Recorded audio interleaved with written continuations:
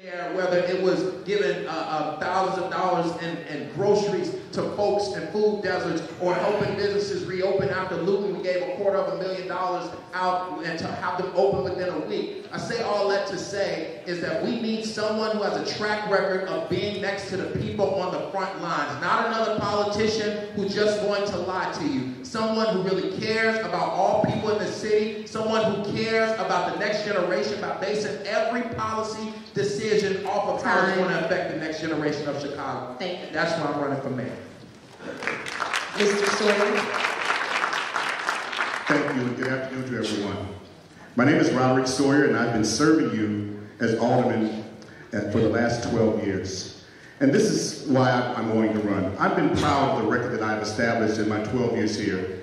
And one thing I will say that I've done consistently, all my work is rooted in equity. If we're not being advanced some kind of way in everything that's proposed in the city, I cannot accept it. The things that I've worked on over my 12-year career were always prompted by, seeing us be marginalized and disinvested. When I saw them fire black and brown workers from the water department and privatize that system, I fought against it. Didn't talk about it, fought against it. Initiated legislation, got it passed, so we won't have those types of things happen, and also things like the parking meter deal to happen ever again. When I felt that we weren't doing enough with community and police relations, I dug in and I worked on it. 7 years, culminating in what we have now with the community commissions for public safety. One of the candidates may be here in the audience today, running for that so we can reestablish a bond between the community and police so that we can work on solving our most pressing issues regarding crime. When we talked about business opportunity, I didn't talk about it, I did. I got involved and worked on the SBI and MBI programs. These are things, and all the things I just realized that when I was driving over here today, all the major things that I was a part of, none of them had the support of the mayor at that time, over these last 2 administrations. So I fought, and I also worked, and I collaborated. I met with other council members. I made sure that they understood what the issues were, tried to find common ground, making sure that they understood how important these things are for Chicagoans, but particularly for us. Because everything, again, is rooted in equity.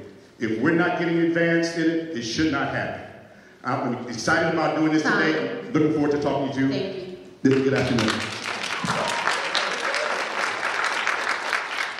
So now we will start to receive questions from the panel. The first question will come from Attorney Camille Hicks. And the first person to respond, and as I stated, we're going to move to the left and come back around, will be Ms. King. Thanks, Camille. Can you hear me? Is this working? Yes. No? Okay. All right. So from the privatization, excuse me, minutes.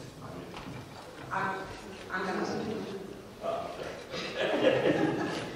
From the privatization of infrastructure, such as the Skyway to parking meters to public services, from custodial, management, and professional services, municipal governments have attempted to save taxpayer money by outsourcing the provisions of publicly financed services. This strategy has a track record of failure. Critics argue that the only savings derived from cutting corners on quality is pushing workers into poverty. Do you support publicly operated and publicly financed public services? And as mayor, would you support a privatization, transparency, and accountability ordinance to create a fair process to decide whether to outsource these services? And you will have 1 minute to answer that question. Okay, thank you for that question. So yes, as a direct answer to that, not only does privatization is not good for our city, but it also exacerbates the inequity that exists in our city, because a lot of privatization is really just, putting money into specific people's, companies' pockets, and there's not that transparency there. And as African Americans and people of color, we disproportionately are impacted by that. So not only would I bring that back to government, because government money, don't let people tell you that these are handouts, that these are things that you have to beg for. This is your money. The money that sits in our government, tens of billions of dollars, is informed by the taxes you pay, by the property taxes you pay. 60% of people in our city are people of color, 30% African American, 30% Latino. And our return on our investment is less than 3%. So you have to make sure that there's true equity. I'm doing that in the city of Chicago, and will continue to do that as mayor. Thank you. Thank you. Well, thank you for that question. So absolutely I would support that ordinance. And for the record, I'm the only person on this platform that has put together a budget plan. We actually eliminate the structural deficit in the city of Chicago in my first term while also making critical investments. Privatization is evil and it's been harmful to black women in particular. And there are individuals that not only provoke privatization, they actually run on that record as if it solved black existence. Look, not only should we put an end to privatization, let's make sure that we're expanding public accommodations. Look, as descendants of slaves, public transportation, public education, public health care, good paying jobs, and public housing, these are the very ideas that come from those of us who have experienced most of the harm because of privatization. And so not only will we put an end to privatization, we will expand public services in order to protect the very people who hold down our neighborhoods. The fact that we are not paying retirees who hold up the economic security of our zip codes, that's a problem. Under my administration, it's going to be a better, sharper budget. Time. Thank you. 100%. I think when you look at privatization and what it has done to the city of Chicago, in every area, look at our school buildings, right? They're filthy. Look at the food that the kids are eating. They're failing our kids each and every day, but the privatizers are making millions and millions of dollars, and they're not even doing their jobs. Look at our healthcare system. We claim that we're giving out all this money when it comes to mental health to private companies that aren't doing their jobs in the communities. That's why we must open up all of the public mental health facilities back in the city of Chicago. We must do something. We must stop allowing these privatizers to make millions and millions of dollars while the people are suffering. And a lot of these companies aren't even based in Chicago. They're based in other cities. And they're getting these contracts and they're ruining our communities, our schools, our healthcare system. We have to take it back and do the will of the people, and we will do that under our administration. Thank you. Thank you. In my opening statement, I did state that I did pass the privatization, transparency, and accountability ordinance in my first term. This was something that was important to me, primarily because of what I stated earlier, because of the workers that were fired, the black and brown workers that were there, and also because of that existing parking meter deal that occurred a few years before I came into office. So I've done that. The one thing that I would do is extend it to all our sister agencies, to CPS, to CTA, to CHA, so that all our departments will have that same ordinance that I passed about 2014 when I passed it, and have that same protection that we have now in the city. Thank you. Yes, I too support the ordinance, but let me point out that the mayor controls $28 billion in spending. Just CHA, CTA, park district, schools, etc. The ordinance needs to extend to all the agencies. And let me point out that as CEO of CPS, we didn't privatize our food services, we didn't privatize our custodians, we did not privatize our engineers. I mean, we're not only privatizing those services, we're privatizing security on the CTA. We spent $100 million on privatized security, that money of which could be used to hire an additional 300 police officers to have walking the CTA platforms and to be at the CTA station. So privatization has consistently proven itself not to be effective, and I would certainly support the ordinance. Thank you. Hundreds of millions of dollars every year to privatize public services in Chicago. The Skyway, the parking meters, custodial services in CPS, food services in CPS, medical services in CPS. Hundreds of millions of dollars every year while we are begging for the city to give us just a little bit of money to remove lead pipes from our homes and our schools, to stop poisoning our children. There's something wrong with that. When we talk about public services and public accommodations, they belong to the people. But because of the privatization scheme that has happened here, we are now sharecroppers in a space that we own. It's problematic. Listen, no, I will not support the transparency ordinance because it doesn't do enough. I will support a moratorium on all privatization in the city of Chicago and our mayor of Chicago. Thank you. Thank you. The next question is going to come from Attorney Hicks, and it's going to start with Mr. Johnson. Several years ago, the Chicago Inspector General estimated that a penny tax on financial transactions at the Chicago Board of Trade would generate over $37 million annually. Do you support a financial transaction tax on the Chicago Mercantile Exchange and the Chicago Board of Trade? This will be 30 seconds for this question. Yes, I've actually laid it out in my budget plan. And here's why we need to support it. There is enough revenue to secure economic opportunities for families. No one should be too poor to live in one of the richest cities in one of the richest countries at the richest time in the world. The fact that schools are being closed, mental health related facilities have been shut down, we don't have reliable transportation because we're not requiring those with means to actually contribute to our local economy. If we want a safer city, we have to invest in people, and that's what I'm going to do as mayor of Chicago. Thank you. I think that we must make sure that we're exploring all taxes for those folks who can afford it. People are being taxed out of town. When you talk about property taxes, we just got an increase. My colleague here just put out every tax instead of a breathing tax that he wants to institute. We really may have much more taxes in the city, or people, corporations, businesses are going to leave the city of Chicago. We must make sure that we are exploring the right taxes, we are decreasing taxes and making things better for our residents. Thank you. Thank you. I did, at one point in time, support the financial transaction tax years ago. And when I put that statement out years ago, I got calls. I got many calls from the Board of Option Exchange, Mercantile Exchange. All the financial traders said, we will leave this city immediately if you even attempt to make that, because all we have to do is make push of a button. So I support trying to find revenue streams, I support that, but this is not one that would be sustainable. We don't want to risk losing our financial exchanges in exchange for a petty tax. So it's a good thought, but I think that, calmer heads prevent it. Thank you.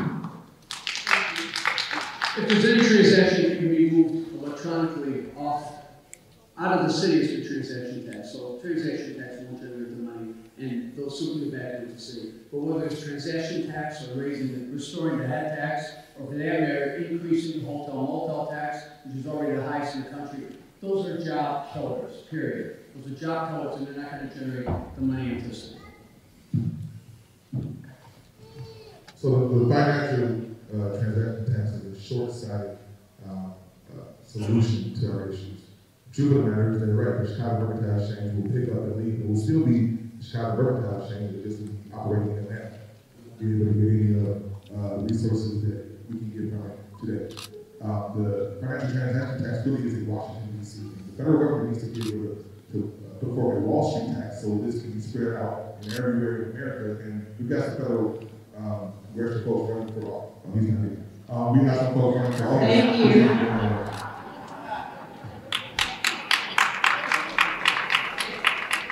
To piggyback on what everybody else said, here, it would be a business killer.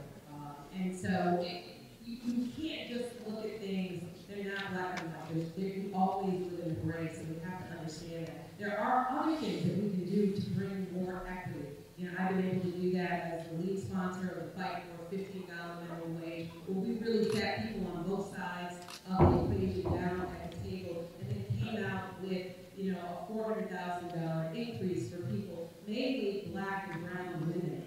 Those are things we can do to help with equity. Thank you. So this next question is also going to come from Attorney Hicks, and we're going to start with Mr. Butler. Many services, legal, accounting, and others are not taxed.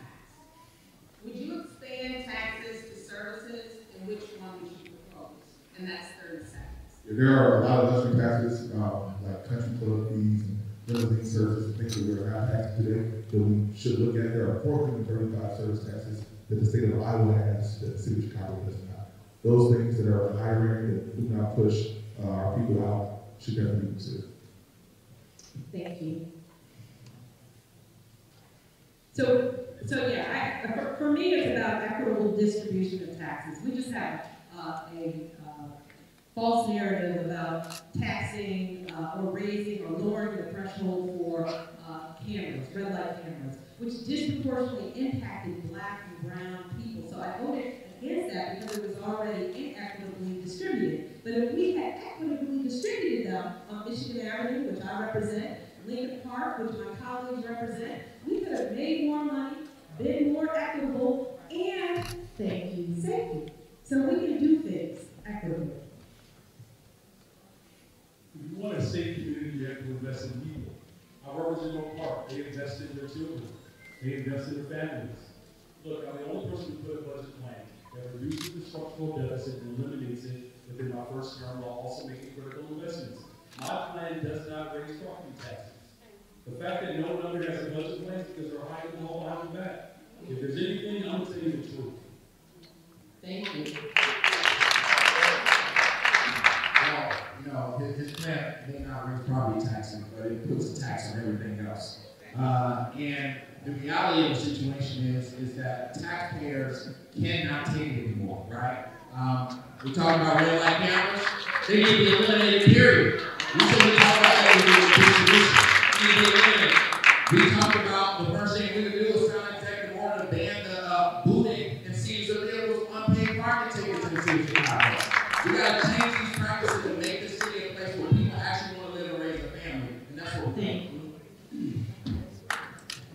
In response to your question, yes, what we can do, and we probably state action, but I support it.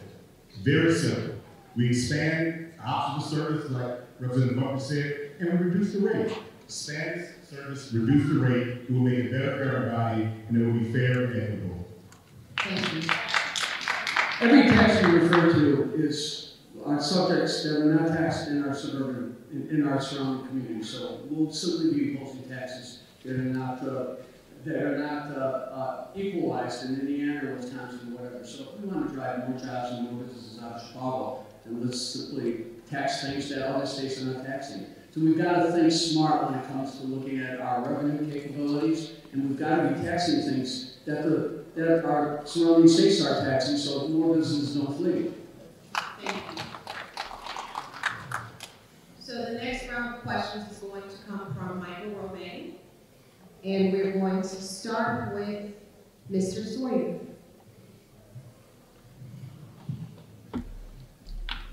According to the Chicago Sun-Times, in March 2022, 2,500 evictions were filed in a circuit court. The cost of food, homeowners insurance, and property taxes are consistently rising. Black homeowners in predominantly Black neighborhoods face racial discrimination in the appraisal process, which prevents them from getting equal or just compensation for their homes, according to a study done by Brookings in 2018. All these factors are forcing landlords to leave the city of Chicago, while more and more former tenants are living on the street. Some cities have found solutions in tiny houses and vouchers that can be used in market rate hotels.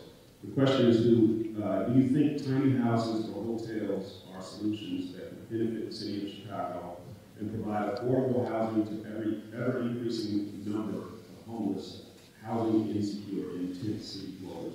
And each of you gets 1 minute each for this question. Thank you. I have supported the concept of tiny houses. We're seeking to do a couple of expansion projects in our ward. This is actually very good housing option, particularly for veterans. If you have friends or relatives that are veterans, you can understand veterans have been in action and they come back to these states. They live in sections of their home. We've learned they live in small sections. If they're in a one-bedroom apartment, they don't want to live in a corner that's probably close to the kitchen or close to the restroom. So we want to make sure that we can, one, accommodate people like that, veterans and others that need housing, that are unhoused, but also make it affordable, make it reasonable, make adjustments to the zoning requirements. But tiny houses is something that we definitely should be looking at on an expanded basis because we can do more to prevent homelessness and help the unhoused. Thank you. Tiny houses are a tiny part of the solution. Look, we need to remove the obstacles for people in apartment buildings to convert unimproved space to garden use. You could create over 100,000 units, literally, on just a drop of a dime. We also need to remove the obstacles to approving new housing projects. The buildings department is like a cul-de-sac when it comes to those things. And what we also need to do is to take the 15,000 residential properties that are vacant, acquire them, turn them over to community-based organizations for a whole variety of affordable housing needs, returning citizens, and finally, we need to stop evicting people who can't pay their property taxes. And we need to cap individual property taxes. The levy caps don't protect against gentrification. Individual property tax caps on both residential property and rental property and businesses do, and that's the way you address that issue. Thank you. So we're out for the building of more tiny houses is going to be a part of the solution. We also have to expand our ability to build on smaller lots, right?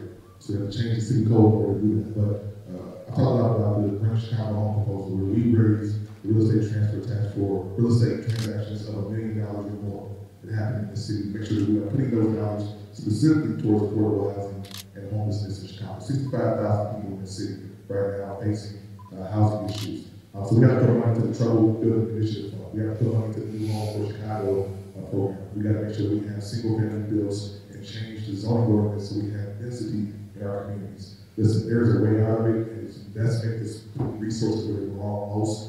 There should be no one in this city that is housing or housing insecure. We are the third biggest economy in this country. We have the 22nd largest GDP in the entire world. We can do this if we put our minds to it and have leadership. Thank you. So we get hundreds of millions of dollars of property tax incentives to rich people. It's called landmarks. Landmark district, you can landmark your home, you can get millions of dollars in tax incentives for that. We can do the same for communities that are being gentrified, where people are being run out by property taxes. We can say, anybody who's been there for 20 years, who's over this age, can also receive those same types of incentives. So we can move money around. Another thing we can do is make sure that we build our community with something called opportunity zones, which is something our city has not taken advantage of. We can put billions of dollars of investment in our communities through this program, which I'll go into later if I get a chance. And also, again, equitable distribution, making sure affordable housing is in developments. We've done that with the micro-lease development, where we have 20% affordable housing promised on site. These are the types of things that I've been doing over the last six and a half years, and will continue to do as mayor. Thank you. So again, I'm the only person who's actually presented a budget plan. No one left. And the Greater Chicago Home Ordinance requires a financial tax on the wealthy. Yeah. So folks are saying that they don't believe in taxes, but now all of a sudden now they believe in taxes. if you love people enough, you invest in them. Yeah. It's just that simple, you all. And so it's not just about Greater Chicago Home and the transfer tax.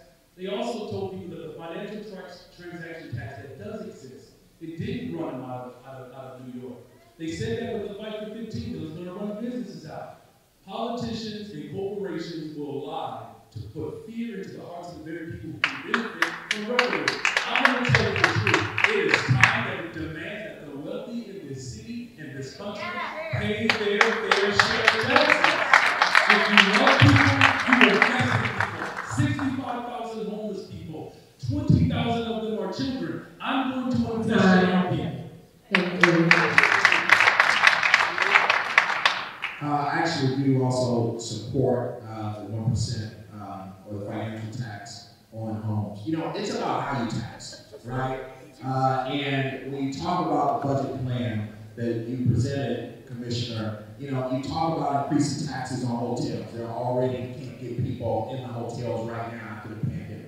You talk about taxing people who are getting on the metro, who is coming into Chicago, which we should be pushing public transit so that because it's better for the environment. So you can't tax everything else but property taxes and say that's a good budget plan. Because it's not. So the reality of the situation is in regards to affordable housing, we need to make sure that we're incentivizing big box stores and single floor commercial buildings so that they can build a floor on top. We also need a public bank in the city of Chicago. We need a public bank where we're investing into homeowners, small businesses, etc. All of that money that comes back to that bank goes right back into city services so that we can pay down our pension crisis. One of the things that we must say is we don't have a budget problem, we have a spending problem. We need to prioritize the people of Chicago.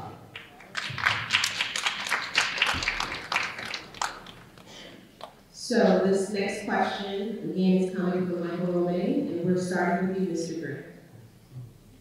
It's been previously documented that Chicago Housing Authority has a cash reserve of public tax money to the tune of $700 million intended for assisting families in obtaining low-income housing. The increasing number of homeless, housing insecure, and tent city dwellers, do you agree with advocates that it is long overdue for the current cash reserve to be used for vouchers to be issued to low-income families in order to find housing? If not, please explain.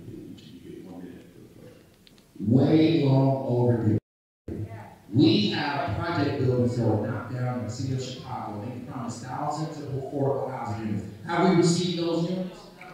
This is utterly ridiculous. They are using CHA land right now, selling it off so that they can build new soccer fields and build schools and build luxury condos. But CHA land was supposed to be for public housing. And if we, and one of the promises I want to make is all public housing land is going to be for public housing, and we're going to build those units. We cannot continue to lie to people and not make good on our promises. Yes, we're going to use that cash reserve to build units at an alarming rate. We are 120,000 units behind as of last year. It is continuing to increase. We must use that cash reserve. We must have incentives so we can build affordable housing units in record time. We can do this. We must be the intention of the administration to do it. Thank you. I too support the obvious idea of using this land, using vouchers and what's necessary. But this is what's important. When we're doing this and we're trying to make these bills, we also have to make sure that we're using Section 3 workers, Section 3 contractors, those that live in public housing, that are part of public housing, make them a part of the solution.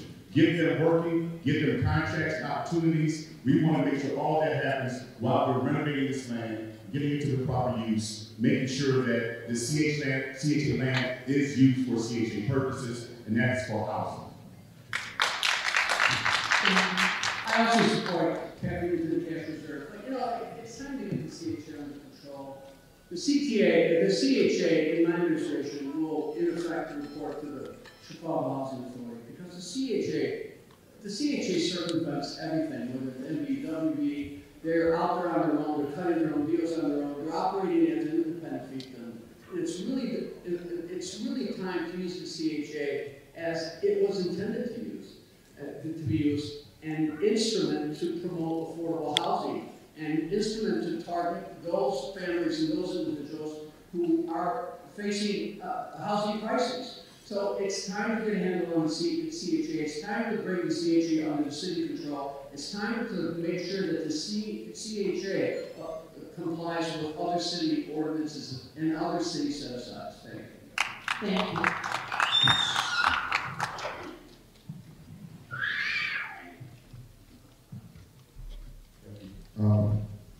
We should start off by saying, acknowledging the fact that housing is a human right. And we have missed it, right? And it's egregious. CHA has operated in an egregious way. It is supposed to be the Chicago Housing Authority to look at the work they've done. They're the Chicago Office Authority because they have put more people on the street without having a real plan for how to move forward. Broken promises and broken priorities. Yes, we have to make sure that those cash reserves go to affordable housing. that the plan for transformation and the promises that were made to the people in this community and communities around Chicago come to fruition.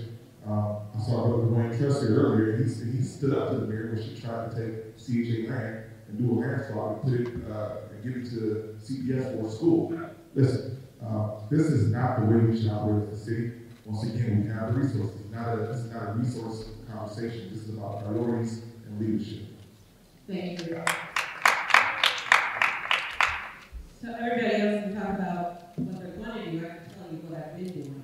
As the alderman on the 4th Ward, I have some of probably the most planned for transformation sites, and we are bringing back units to those sites. Whether it's 4400 Grove, where the new Bronzeville Winery is, $40 million project where units have been brought back, or whether it's 508s purging, Ivy Wells, Mag, we brought units back there. Again, another $40 million project.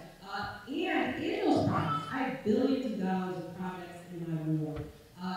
Our floor has been 40% diversity participation, which is unheard of. People told me when I came in, we didn't have capacity, or black businesses and brown workers didn't have the capacity, but we showed that yes, they do have the capacity, they just didn't have the opportunity. We gave them the opportunity on billions of dollars of projects in my ward. Look it up. I've been doing it. I will continue to do it as needed.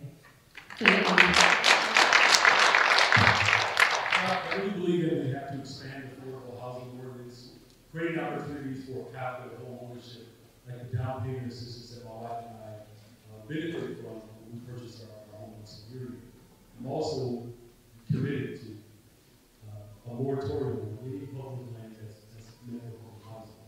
But here's the real big thing as well, that as Cook County Commissioner, we built 2 affordable housing units, and we broke ground on the 3rd in my district in the first 4 years. But you have to have someone who understands the importance of having a strong, safe Chicago. We actually have to invest. We have to invest in people. Anything short of that, it's missing the mark. That's why my budget plan is very clear about eliminating the structural deficit while also making further investments so our city can be better, smarter, and safer. Thank you. So the next set of questions is going to come from Attorney Nita Thompson, and we are going to start with Mr. Ballas. For years, black contractors, educators, parents, and advocates alike have expressed concerns about Chicago public schools being a multi-tiered system that oftentimes leaves those serving our most vulnerable, understaffed, and under-resourced. As mayor, how will you ensure that schools in predominantly black neighborhoods have the necessary resources to rival Chicago's most sought-after public schools? Do you have one answer?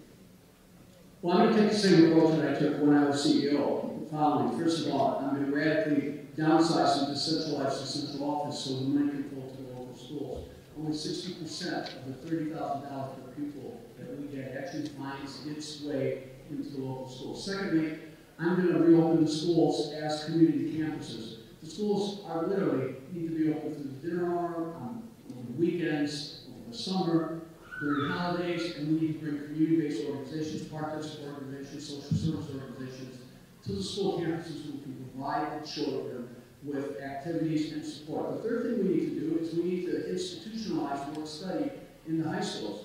We need for students to be in paid work study electives as opposed to regular courses.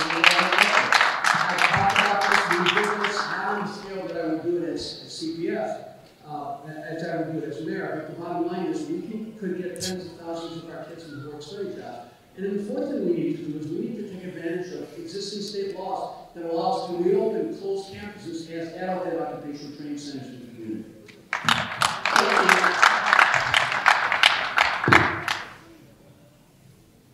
So we talk about Tell Two Cities, and nowhere in Chicago government is it more evident than our situation in our public schools. The haves and the have-nots. Y'all literally have a high school enrollment program called selective enrollment, right? Telling you who can't go here, who can't. Leaving most of our young people out. Listen, I come from a CPS family. My mother, who's here, spent 33 years in the district. My younger sister was also here, is currently a teacher on the south side. My older sister, who It's not here, is a principal at George Rogers Clark, just a few miles, just a mile or so from here. I'm a CPS graduate, and the things that are going on in this system, we're problematic. There's a few things we have to do. Make sure that we get the right money to Springfield. I'm all for money for CPS now, state capital. I'll do that. It's there to make sure we can fully fund all of our schools.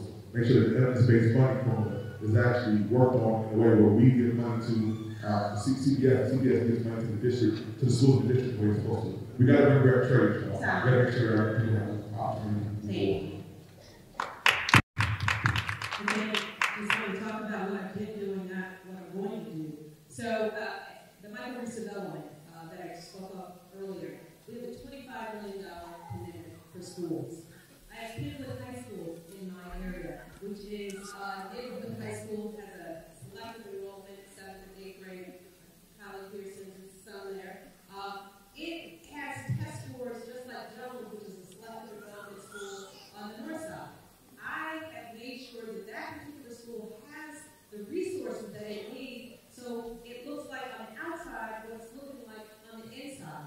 I continue to bring equity into the schools, but I've been doing this over the last 6.5 years. I agree, trades need to come back into the schools in a very real way. We need to have apprenticeships in the schools, work programs in the schools, junior and senior year, not out in the suburbs where they can't reach them. That was done intentionally. We will intentionally bring them back in the schools so that our kids can take advantage of the jobs of the future. Thank you.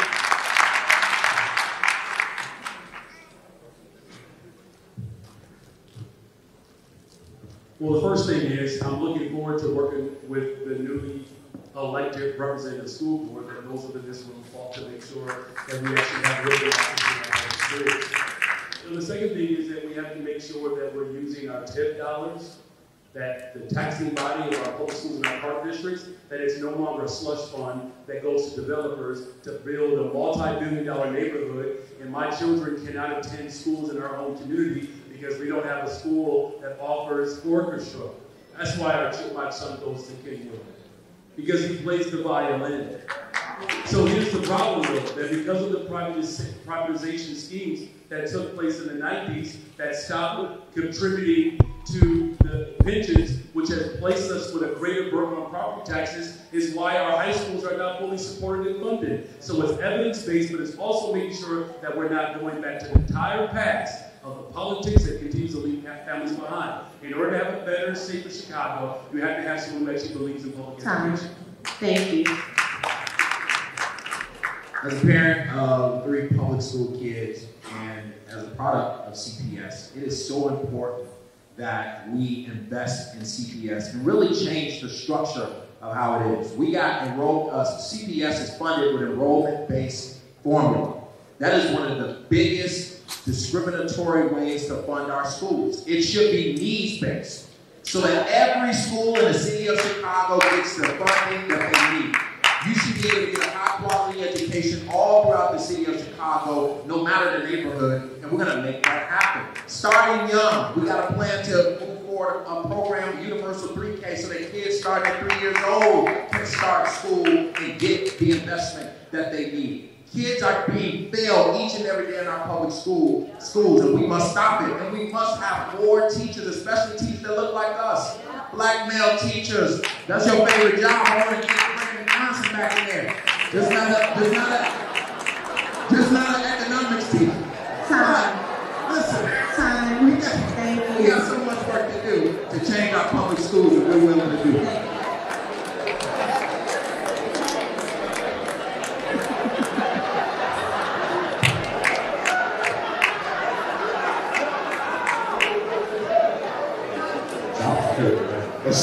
Sorry. But listen, guys, we do need to provide real focused leadership and resources to our children. Far too often, we're talking about other things at CPS and really not focusing on our real needs is the education of our children. I was proud to put up a school over $80 million for a high school, and my high school is literally falling apart. But this is what we need. We need more. We need not just education, which I think we're all talking about. We need to improve the social and emotional items in our schools. When I talk about principals, when they're talking about prostitution and drug dealing and shootings in grammar school. It's got to stop. We have to get more services around all of these things. And when we talk about opening the schools, I do support what Mr. Valve is saying, but we also need these schools for people like you and friends of yours, adults that may want to come in and do some re-education or retraining. So the school can be open for both the children and the parents, and we can really have a community space where we can all enjoy and prosper from. Thank you. Thank you. So this next question is going to come from Attorney Thompson, and we're starting with Ms. King. We still have yet to see an equitable percentage of Black contractors and developers being awarded contracts to work for Chicago agencies and sister agencies. What is your strategy and commitment to create parity and equity for Black contractors and developers seeking opportunities with agencies like the Department of Housing, the Department of Planning and Housing? You have 30 seconds. Yeah, so this is an area that I've been passionate about. Even before I became alderman, I started an organization called Harriet's Daughters, whose mission was truly to bring economic parity to African Americans in jobs. And I continued that when I became alderman, following the money. You have to follow the money. The data does not lie. And so when I came in, they didn't have a set base of where African American and other minority contracts were, so I made sure that that happened. And then, as I told you, I go from downtown to Hyde Park. I have billions of dollars of procurement in my ward. I've made sure that the floor is 40%, not 26%. And we'll continue to do that. And thank you. Yeah, as Cook County Commissioner, we put millions of dollars into our workforce development. As mayor of the city of Chicago, I'm going to continue to expand that and grow it so that developers who want to do business with the city of Chicago have to have someone who's committed to help streamline the process so that it's not as arduous. These challenges that we have is it's not finding talent, the individuals that actually do the work, is making sure that we're providing the technical support, which I've done as a Cook County Commissioner, to give developers, particularly Black folks, the opportunity to actually grow a business. I'm going to do that as a mayor. Thank you.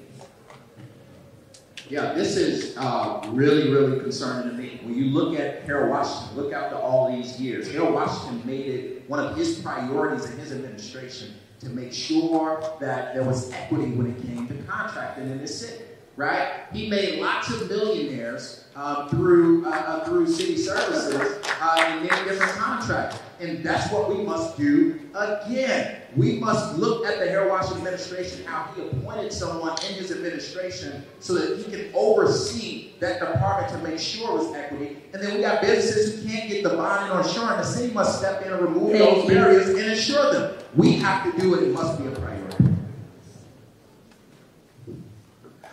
Well, one, I was proud to talk to Harold Washington about these projects and about that because not the only person that had a higher number than Harold Washington was my dad, Eugene Sawyer, as far as Black contractors and parity in city contracts. Like I said earlier, I've been fighting this fight already.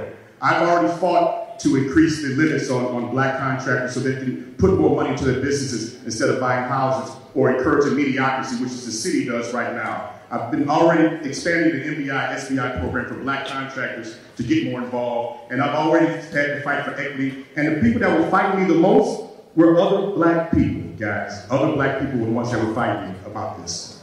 So.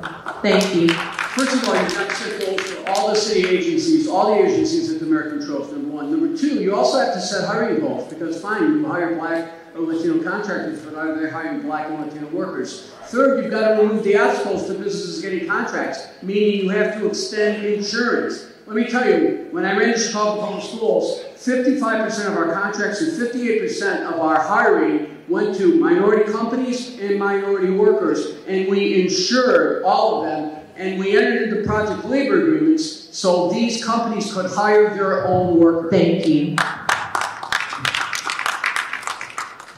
We don't get a disparity study. We know where the inequities are. If Black folks are 33% of the population in Chicago, then we have to be 33% of the contracts. Cut us in or cut it out. That has to be the baseline on the way we move forward in the city. Secondly, we need to put forward some city council ordinances that actually put parameters that make this the baseline for not just city work, but for anybody else who's doing work with the city. our financial institutions, people who have service contracts with the city. Listen, there's a way to move this forward. We just got to do it.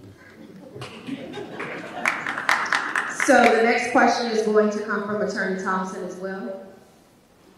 What is your strategy to address the lack of adherence to the HUD Section 3 requirements that would address the Black unemployment rate, which is the highest among all other groups in the city of Chicago? And you will have 30 seconds for that question. And we're starting with Mr. Johnson. During the Great Depression era, when white men had an unemployment rate of 30%, our country called it a national crisis. And they literally began giving white men shovels before there was stuff to dig.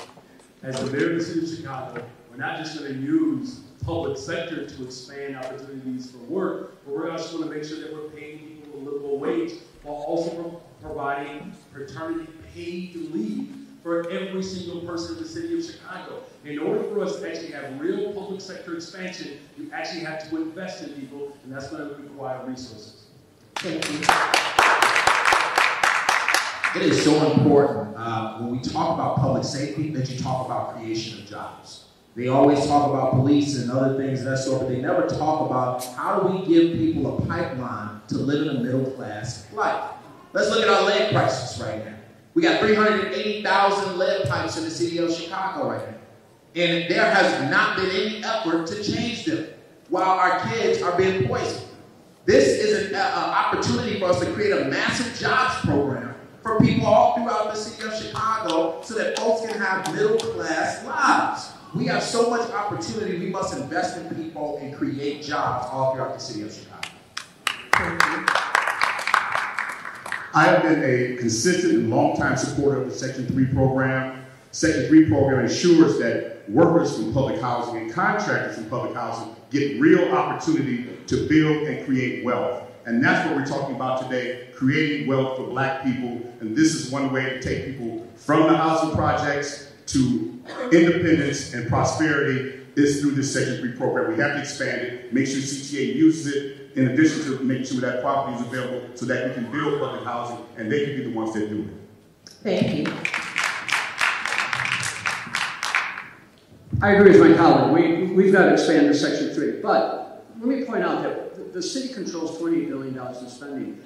We just need to make sure that the hiring becomes as big a priority as awarding contracts to MBWE. I mean, we can, award contracts to minority contractors all the time, but if they're not hiring minority workers. So whether you're majority contractors or minority contractors, we got to be as aggressive as at targeting goals and setting very specific goals. 58% of our workers on construction projects were minority workers, and we achieved that by setting hiring goals.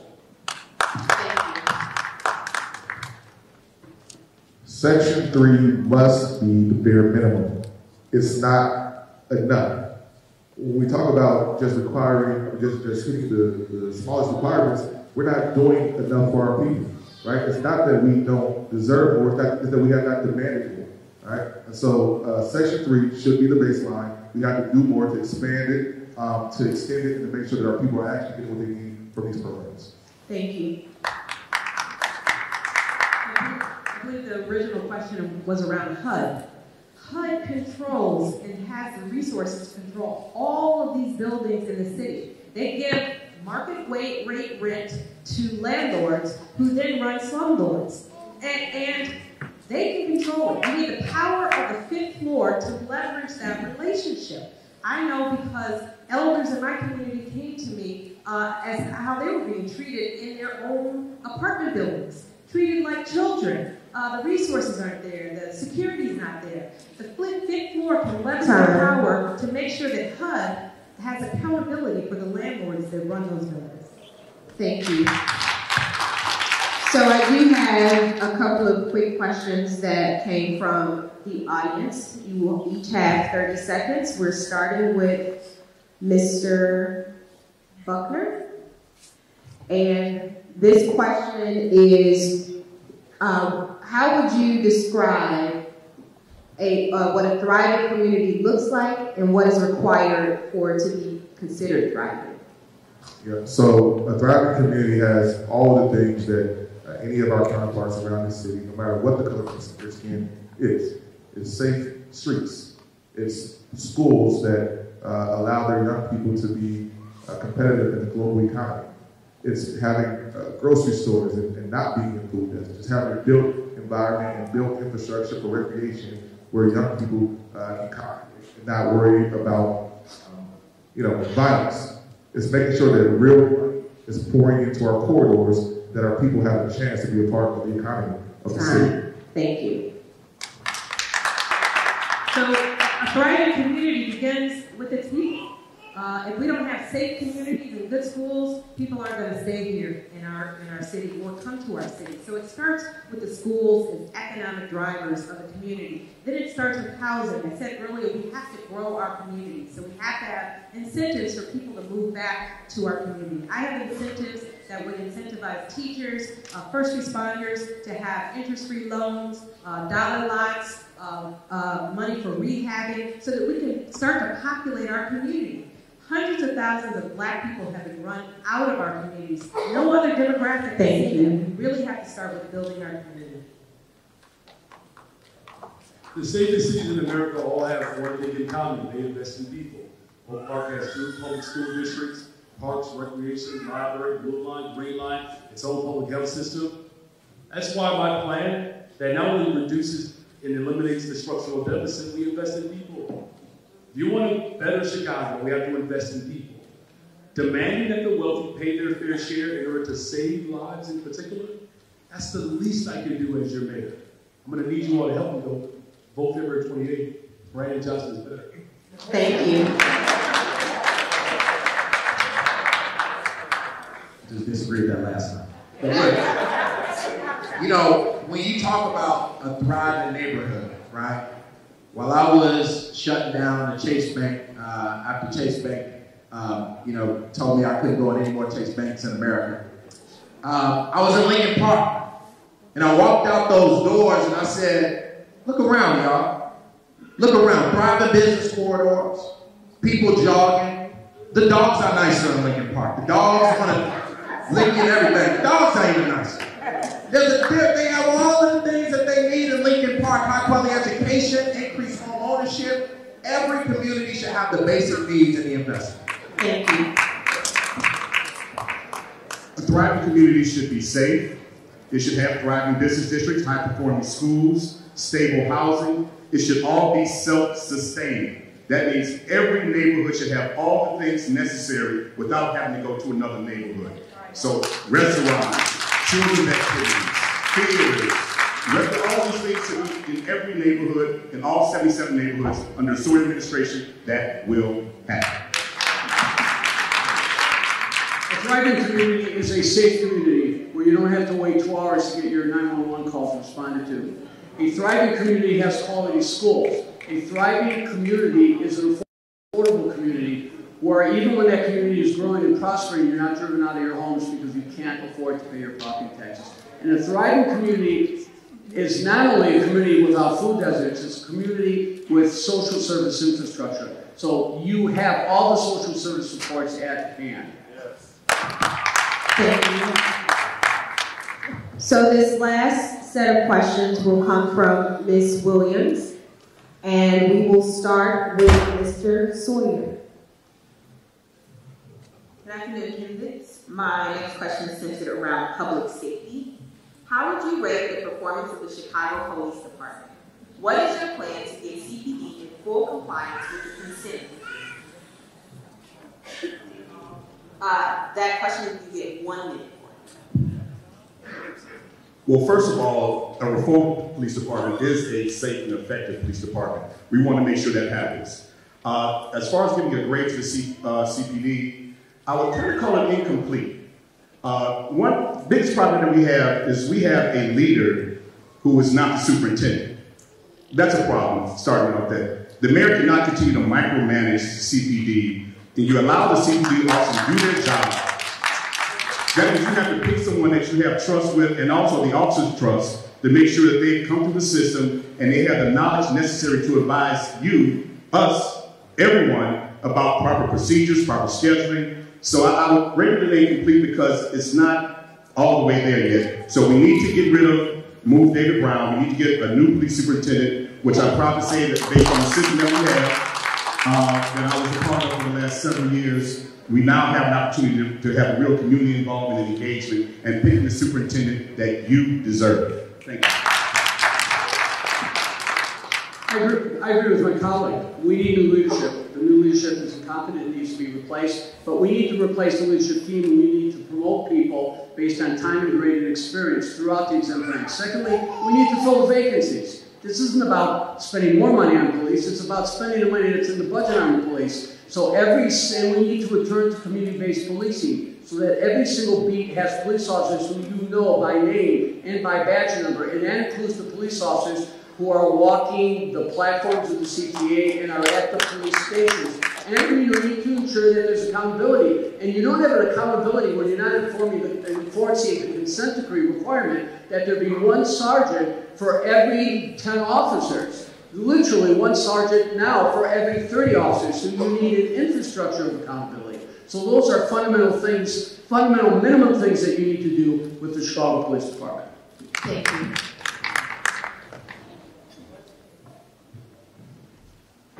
The grade that I would give CPD is Detroit. They haven't shown up. We got a lot more work to do if we're going to move our communities along. Listen, any of you who watched the video that was put out last night, I refuse to, I can't. Any of you who watched it can double down on the fact that more police by itself is not the answer. And changing policing in Chicago by itself is not the answer. We have to change Chicago. We have to change the way that law enforcement operates within our communities, and we have to be a part of the solution. That means more money for the folks on the ground actually doing the work to keep us safe. Public safety is not CPD, it's CPS. Public safety is not CPD, it's the Park District. Public safety is not CPD, it's our libraries and the apparatuses that should exist in order for our young people to be safe and to have opportunity like everybody else in this city and in this country. Thank you. We definitely need the political will, and we have to change the leadership. I think that's why we're all up here. Fire the Proud Boy, not the officer that's over the consent decree. We can start by that. That sends strong messages. Police aren't the only solution, but they are part of it. They are our brothers and our sisters. So they are part of the solution, but we need to put them in places and distribute them more equitably because they're not in the places where they're needed the most right now. And that's a shame. But we also need to get to violence intervention in a very meaningful way. Hundreds of millions of dollars we need to spend on violence intervention right now so that we're not back here in 20 years. We did it before, as my neighbor here said, in the 40s. We called it, the New Deal. We called it the 30-year mortgage. We can do it again because it's our community who's suffering now. So we need to stand up and make sure that those resources are in our community and stay in our community. Thank you. Look, it's a serious problem. We're all experiencing what disinvestment looks like. And the manifestation of that is carried out in the most dramatic ways. And that's why, again, my plan for the city of Chicago speaks to investing in people. Look, in order to help drive down the violence that we are experiencing, we have to have a robust youth hiring program that's year-round. There's a direct correlation between youth employment and violence reduction. It's why I'm supportive of treatment, not trauma. This is 24-hour access to mental health providers so that the 40% of the calls that are coming through, that mental health service providers can actually do that work. Do you all know that over 40% of the violence that happens in this city happens in 6% of the entire city? Yeah. This ain't about tough. This is about being smart. Everybody is calling for more police officers. We lock up more black and brown people in the city of Chicago than we actually invest in educating them. My plan is a better plan. This is where we firmly agree. We have to get rid of our obsession with the police department. And I'm not going to grade a system that was not designed to solve communities' ills. We're only designed to respond, capture, and unfortunately, as we seen yesterday, kill. We must invest in making sure that communities are sustainable and people can live healthy and sustainable lives. Yes, we need a youth jobs program year round. Ours push forward one that's 13 to 25. From 13 to 25, that year round, all throughout the day, our kids should never be on the street. Schools should be open throughout the day and on weekends with programs and tech hubs. Our kids are smarter than Elon Musk and Jeff Bezos. They are. But we are not investing in them. We must invest in making sure people can be productive. We must have a reentry program for those who are returning home. We must do all of the things that they haven't done for years so that we can have better people. Because I have faith that communities and people can be better, and we must invest in it. So we have one more question from the panel and then a couple of questions from the audience, and we will be closing. So the final question from the panel will be coming from Ms. Williams. My final question is, what is your position on community members participating in the negotiations of aspects of the CPD's collective bargaining agreements related to discipline, investigations of misconduct, and disciplinary records? You will have 30 seconds for this question. And we're starting with Mr. Green. Well, you know, one of the biggest problems is the fraternal order of police. And I'm going to just say it. The president of this union is racist. He's a bigot. And he continues to go out to push policies that affect black people. Even the black officers in the department he attacks. So don't think that he's not doing it to folks in the community. I've personally been at rallies arguing him with a Trump shirt on as the head of the fraternal order of police. This is ridiculous. We will not stand for our administration. We're going to fight back against this union and have a contract that speaks equity for all. I was proud to be a part of Chair of the Black Caucus when we instituted a resolution outlining all of the patterns of practices that should be reformed in the Chicago Police Department. I again filed it in 2020, and it was used in the negotiation bargaining sessions with CPD, and we did get about 7 of our reforms out of the 15 we filed on that day. So I'm very proud of the work that I've done, and I will continue to do that as Mayor of Chicago. We have to reform the police department from things like they call it testifying, you're changing testimony. They were allowed to do that because of the rules, and we fought to change all of those, and we're going to continue that fight. Time. Thank you. It really provides a vehicle for getting the community involved if you don't try to isolate them and you actually try to work with them. So at the end of the day, it provides a vehicle. Let's take advantage of it because it's not only citywide, but you also have your district-wide oversight boards. And you need to work with them like I used to work with the local school councils. Secondly, I'm proud to point out that when I was asked to come in and participate in the negotiations for an 8-year contract, it was on condition that the FOP accept all the accountability provisions that were approved in the sergeant's contract, lock, stock, and barrel, including the directives from the city council. So I just want to point that out. Thank you. To the question, absolutely. The community has to be a part of the solutions on how we serve, right? We can't just put parameters on community without them telling the department how we want to be served. So we have to be at the table to make sure we have a robust voice, and that's the only way we can really move the department and to move our communities forward so that we are we're not occupied, but we actually serve in a way that is beneficial to our communities. Thank you. Oversight is important, but attention to details I think is even more important. In this situation, the negotiation with FOP doesn't involve you or even the city council until after those negotiations have been set between the administration and the FOP. So my administration would change that policy so that we can get involved before the things are already inked and sealed. I'm also proud that as chair of the Progressive Caucus, I helped bring civilian oversight across the line. I know my colleague down here was responsible for its beginning, but I helped actually put it across the line. We'll continue to do that type of thing as well. Thank you. So I do support open and community bargaining. As someone who has been on a bargaining table, as an organizer with the Chicago Teachers Union, we call for open bargaining. But I want to make something very clear here. I'm the only person on this stage that built an entire budget for Black Lives. And as a result of that budget, we're talking hundreds of millions of dollars in investments where we challenge this counties, the city's addiction on jails and incarceration, and we challenge the jail and incarceration system to actually require real investments in what works, and that's housing, healthcare, education, and jobs. Thank you. So the two follow-up questions we have from the community, they are yes and no questions. And we are back to you, Mr. Vallis. The first question deals with reparations and whether or not you would support legislation that's currently in Chicago for reparations, yes or no. And then the second question is, would you support the development of a African descendants of slaves program similar to the New Americans program? Yes, yes. So those are, they couldn't hear you, Mr. Vallis. Your mic. Sorry. Yes, yes.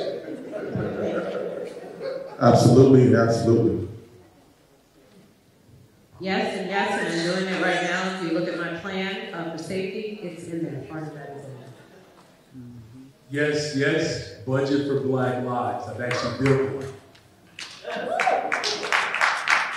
Yes, I was actually the first person to say we need an office of ADOS in the city of Chicago. Sponsored it, introduced it. Thank you all. So we will round of applause to our candidates because they're going to enter into our closing. You want to go? You don't want to go closing? No.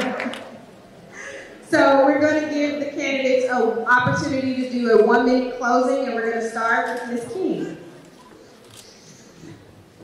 That surprised me, but I'm prepared. Listen, a lot of people up here are talking about their plans and what they're going to do. I'm telling you, you have to look at what people are doing right now.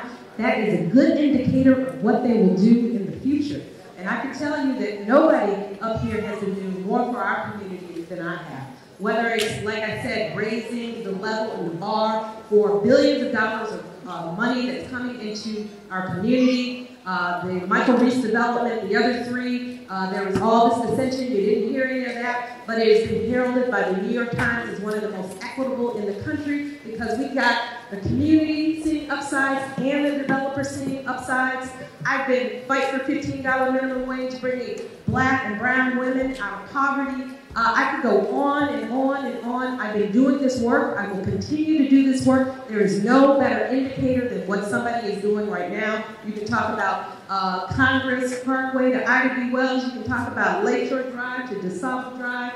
I've been uplifting our people and will continue to do that. Thank you. Thank you. Again, my name is Brandon Johnson, and I'm running for the mayor's office to bring a better, stronger, safer city.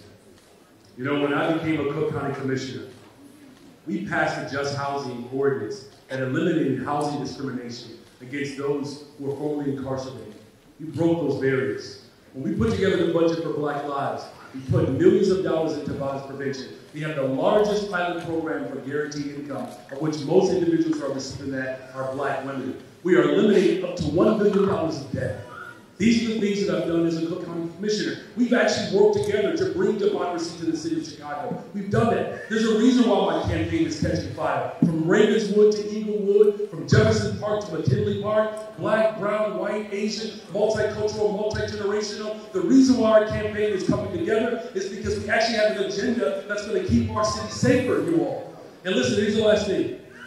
The best part about this moment is that we're building something together. And I'm happy to be supported by a number of people. But I'm also glad that the west side of Chicago is going to have a mayor with a west side address.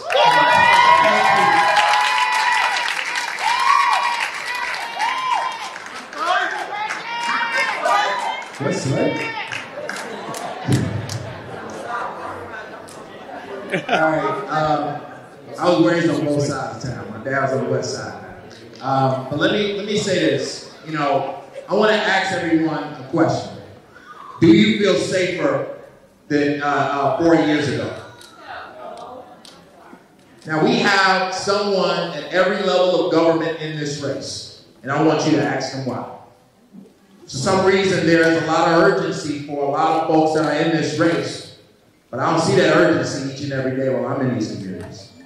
I don't see that urgency while our kids are being killed and dodging bullets on their way to school. They don't have resources in their school buildings, where folks are literally starving, single mothers trying to make ends meet, seniors are scared to get out of their cars because they're getting carjacked. I don't see that same urgency. That's why I'm running for mayor, is because politicians make a lot of promises, and they talk a good game during campaign season. That's the only time that we see them. I've been a community organizer almost 15 years now. You see me do the work. We need somebody that's going to have the backbone to do it in that seat, and I'm going to do it.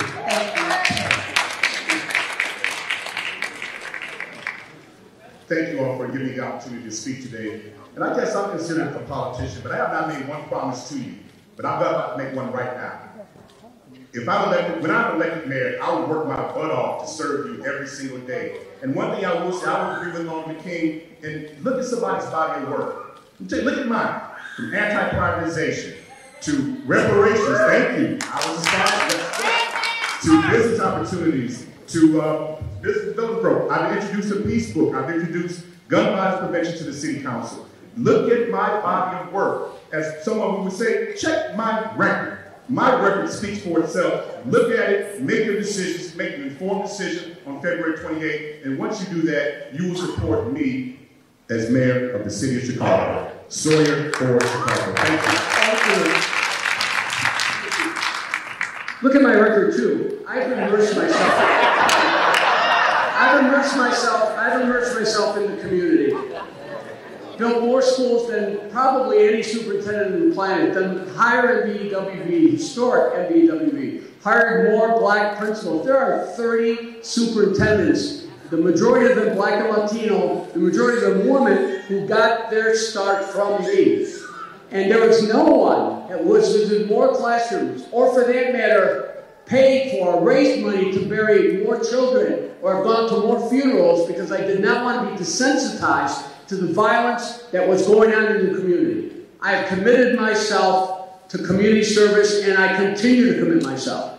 But also notice who is not here today. Notice who is not here today. Notice who has not come here to respect you and give you honor and give you courtesy of being here to answer the questions. I'm proud to stand with my colleagues here. And I fully intend to be the next mayor. But I will tell you this, if any one of them is successful, I will commit myself to supporting that. Thank you.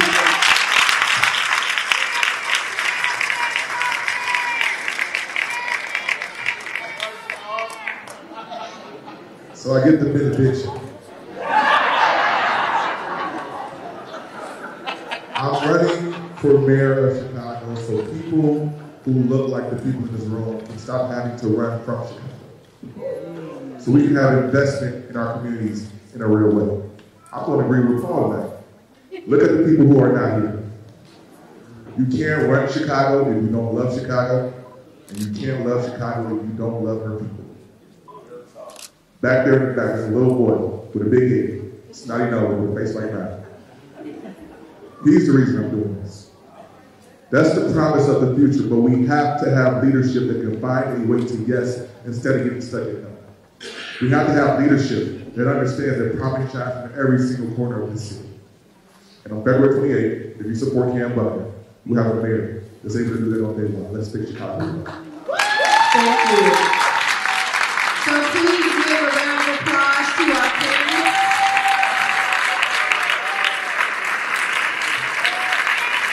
I do want to thank you all for being here. We would also like to give a gracious thank you to our host, the K-Ryan Center of the Arts. If this is your first time on the west side of Chicago, I welcome you back. There is beautiful things happening here, and this facility is available. So please, please come back. I also want to remind everyone, election is Tuesday, February 28th. Take your passion to the polls. And one final announcement, if you are a member of Delta Sigma Theta Sorority Incorporated, they would like to meet you in the lobby area for a photo. Also, if you have not registered to vote, you do have deputy registered to register you to vote.